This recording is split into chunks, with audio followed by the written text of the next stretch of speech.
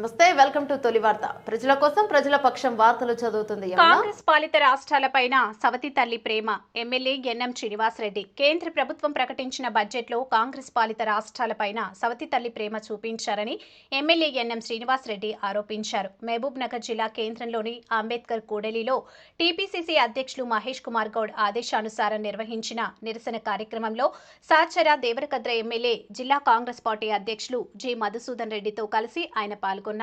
ఈ సందర్భంగా ఆయన మాట్లాడుతూ బీజేపీ ప్రవేశపెట్టిన బడ్జెట్లో బీహార్ రాష్ట్రానికి, ఆంధ్రప్రదేశ్ రాష్ట్రానికి మరియు ఎన్డీఏ పాలిత రాష్ట్రాల మీదనే ప్రేమ కురిపించిందనే విషయం చాలా స్పష్టంగా అర్థమవుతుందని, అలాగే కాంగ్రెస్ పాలిత రాష్ట్రాలైన హిమాచల్ ప్రదేశ్, కర్ణాటక, తెలంగాణ రాష్ట్రాలను పూర్తిగా విస్మరించి వివక్షపూరితమైన ధోరణితో నిర్మల సీతారామన్ వ్యవహరించారని, అందుకు నిరసనగా రాష్ట్ర వ్యాప్తంగా ధర్నా కార్యక్రమాన్ని చేపట్టినట్లు ఆయన తెలిపారు. గతంలో నేను బీజేపీ ఎమ్మెల్యేగా ఉన్నప్పుడు అప్పుడు పార్లమెంటులో ఫ్లోర్ లీడర్గా ఉన్న సుష్మా స్వరాజ్తో ప్రభుత్వ బాలుర జూనియర్ కళాశాల మైదానంలో మీటింగ్ ఏర్పాటు చేశామని, ఆ సందర్భంగా కేంద్రంలో అధికారంలోకి వస్తే పాలమూరు రంగారెడ్డి ఎత్తిపోతల పథకానికి జాతీయ హోదా ఇస్తామని ఆమె ఎన్నికల ముందు చెప్పారని, అలాగే నరేంద్ర మోడీ ఎంవీఎస్ ఆర్ట్స్ కళాశాల మైదానంలో జరిగిన సభలో నిధులు ఇస్తామని పాలమూరు గడ్డ మీద మాట ఇచ్చారని, ఈ రోజుకు దాదాపుగా 11 సంవత్సరాలు గడుస్తున్న సాక్షాత్తు ప్రధానమంత్రి కూడా వారు ఇచ్చిన మాటను తప్పారని ఆయన తెలిపారు.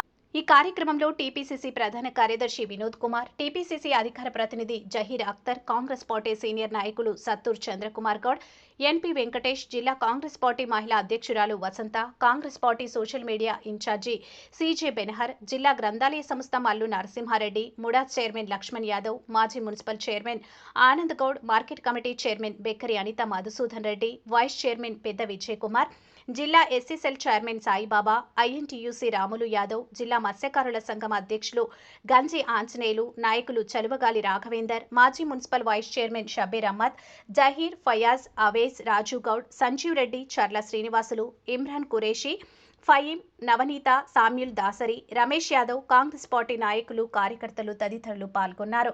మీ తొలి వార్త న్యూస్ ని సబ్స్క్రైబ్ చేసి, లైక్ చేసి, షేర్ చేయండి.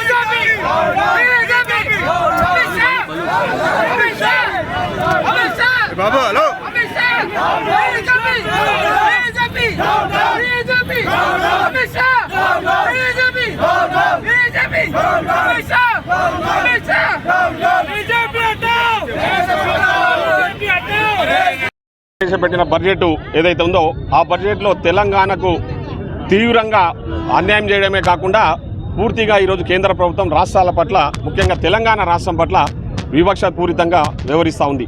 ఆ వివక్షకు నిరసనగా ఈరోజు మేము జిల్లా హెడ్ క్వార్టర్లలో పెద్ద ఎత్తున జిల్లా కాంగ్రెస్ కమిటీ తరఫున నిరసన కార్యక్రమాలు చేపట్టడం జరిగింది. నిరసన కార్యక్రమంలో చాలామంది ఈరోజు పెద్ద ఎత్తున తరలి వచ్చి పాల్గొన్నారు. ముఖ్యంగా తెలంగాణ రాష్ట్రం నుంచి 8 మంది ఎంపీలు గెలిచి ఈరోజు గాడిద పళ్ళు దొమ్ముకుంటూ తెలంగాణకు జరిగిన అన్యాయంపై ఒక దగ్గర ప్రశ్నిస్తలేరు. సో తెలంగాణకు తీవ్ర అన్యాయం చేస్తున్న బీజేపీ పార్టీ ఈరోజు తెలంగాణ ప్రజలు కూడా ఒకసారి ఆలోచన చేయాలి. మనం ఈరోజు నమ్మి బీజేపీ పార్టీని నమ్మి 8 మంది ఎంపీలను గెలిపిస్తే 8 రూపాయలు కూడా వాళ్ళు ఈ రాష్ట్రానికి తీసుకురాలేదంటే వాళ్ళు ఏ విధంగా బీజేపీ ఈరోజు తెలంగాణ రాష్ట్రానికి అన్యాయం చేస్తూ ఉందో ఒకసారి ఆలోచన చేయండి.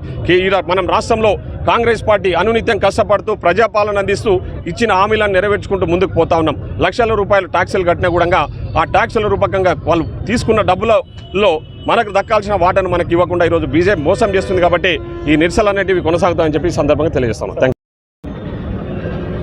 కేంద్ర ప్రభుత్వం ప్రవేశపెట్టిన బడ్జెట్ తెలంగాణ పట్ల పూర్తిగా వివక్షతో కూడుకున్న బడ్జెట్.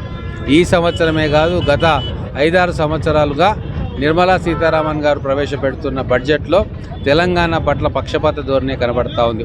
ఈ రాష్ట్రానికి రావాల్సిన అనేక ప్రాజెక్టులకు నిధుల కేటాయింపులో అలసత్వం జరుగుతూ ఉంది.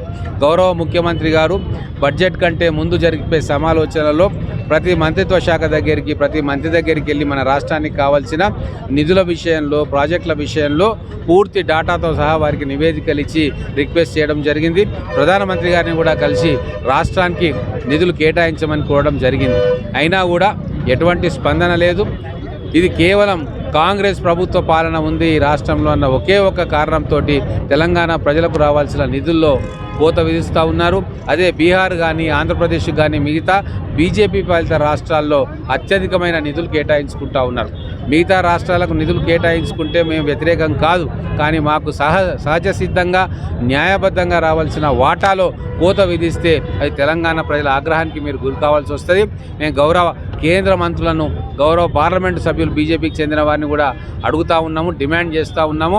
8 మంది ఎంపీలుగా మీరు ఎన్నికైన తెలంగాణ ప్రజల చేత మీ వంతు బాధ్యతగా మీరు కేంద్ర ప్రభుత్వం మీద ఒత్తిడి పెంచండి. మనకు ఆగిపోయిన ప్రాజెక్టులు కానీ, రావాల్సిన నిధులు కానీ, గ్రాంట్లు కానీ తేవడంలో మీరు కూడా చిత్తశుద్ధితో పనిచేయాలని చెప్పి ఈరోజు తెలంగాణ ప్రజల తరఫున డిమాండ్ చేస్తూ ఉన్నాం.